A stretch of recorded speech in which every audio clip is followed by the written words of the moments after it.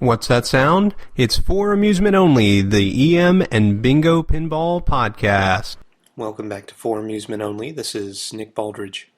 Tonight I wanted to talk about Gottlieb's 1975 Spirit of 76. Now, 1976 was America's bicentennial. The country was founded in 1776, and 1976 was a big deal. There were all kinds of interesting celebrations and commemoration of the event. And so Gottlieb put out a game called Spirit of 76. Spirit of 76 is an electromechanical 4-player pinball machine. There's also a 2-player version called Pioneer, and then the add-a-ball version is called New York. But Spirit of 76 is a pretty great game. There's an awful lot to do, and the theme integration is quite nice in this game. So your main goal, or one of your main goals, is to complete the sequence A through E. There are rollovers all over the playfield, each of which has a letter associated.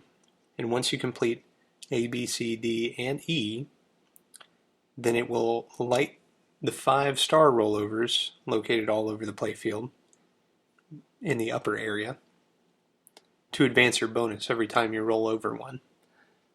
That's a pretty big deal. There are 4 drop targets on either side. The ones on the left are labeled 1776, and the ones on the right are labeled 1976. And each time you hit one, you earn 500 points, and it will add 1 step to your bonus. If you make all of the drop targets, all 8 of them, and you've completed the rollover sequence A through E, then it will light the kickout hole for either double bonus, extra ball, or special. Now, this game will count bonus up until 19,000 points. Now, on your last ball, the bonus will automatically be doubled.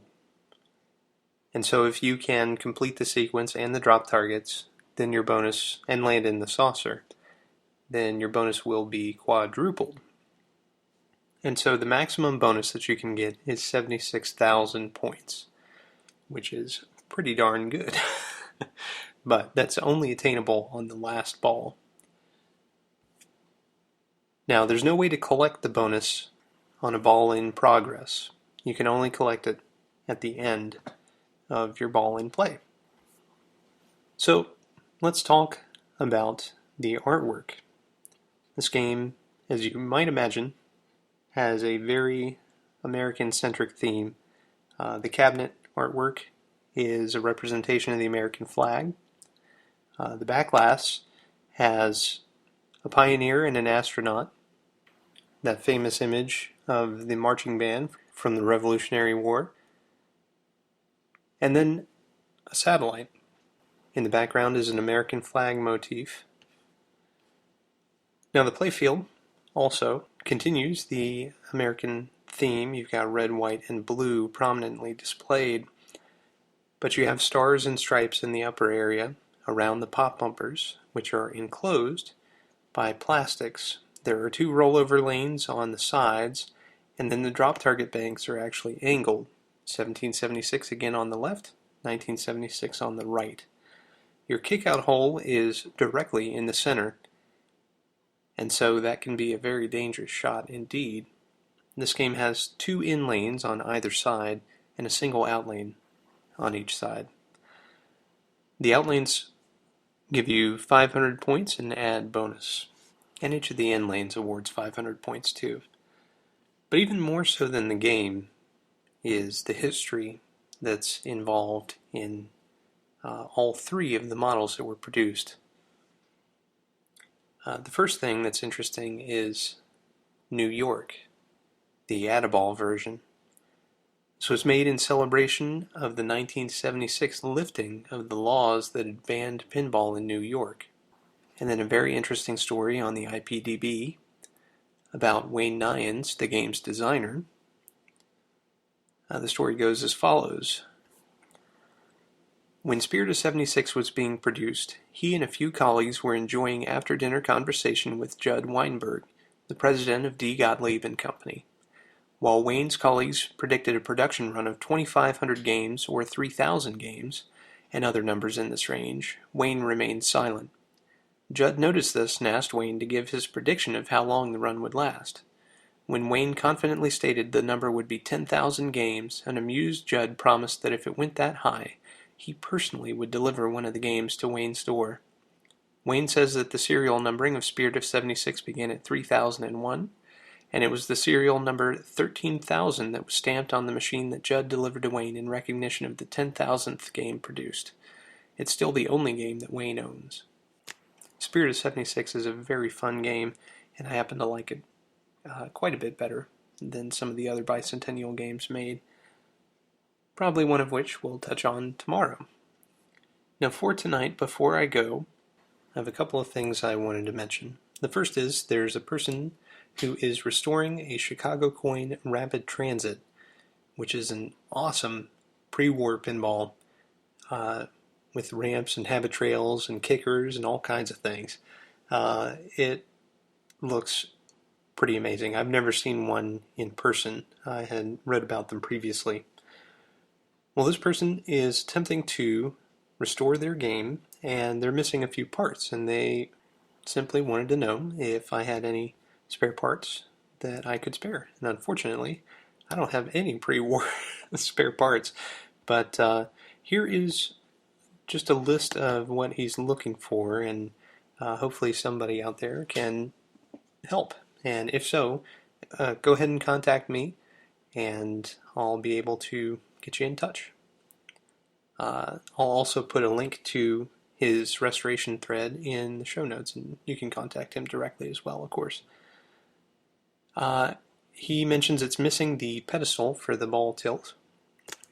He's also looking for a spare shooter housing made by Chicago Coin that's correct for this particular game. And the beehive ball lift housing, he also needs the correct one for rapid transit. It should be plain. Also, if anyone has a lead on a place that might supply porcelain balls of different sizes and colors, that would be very helpful, and that would be helpful to me as well. The place that I go for ceramic or porcelain balls and steel balls of odd sizes is a custom ball bearing manufacturer here in the States, and while they do have a big selection of different sizes, they don't have a good selection of different colors, and some of the sizes are incredibly expensive. So if anyone has any leads on that stuff, please let me know, or check out the show notes and contact the owner directly. Now, the other thing I wanted to mention is Ryan Claytor, who is the artist who did the official artwork for Amusement Only, has a whole bunch of new pinball-related projects going on. The first is his annual Pinball at the Zoo artwork is complete, and this year features zoo animals who have trapped a human in a cage underneath a pinball machine. In previous years, he's done an assortment of Vikings, and the year before were robots. Well, he's just made the animal print available. He has a limited edition print that you can purchase, and he has t-shirts. Now, the other thing that he's done recently is made a t-shirt for Stern Pinball, and this is an excellent illustration that's done in 4 different vignettes across the shirt. So the illustration actually starts on the back and carries across to the left sleeve, the front, and the right sleeve. I just bought mine, and it is beautiful, and I would encourage everyone to do the same. while they're available. I don't know how many of them there are or will be made, but I don't believe it's an on-demand thing. It's a limited run. So, support your local pinball artist. Well, that's all for tonight. Thank you very much for joining me. My name again is Nick Baldridge. You can reach me at foramusementonlypodcast@gmail.com, or you can call me on the Bingos line. That's 724-BINGOS1, 724-246-4671. You can listen to us on iTunes, Stitcher, Pocket Casts, via RSS, on Facebook, on Twitter at Bingo Podcast. You can follow me on Instagram, also at Bingo Podcast, or you can listen to us on our website, which is foramusementonly.libsyn.com. Thank you very much for listening, and I'll talk to you next time.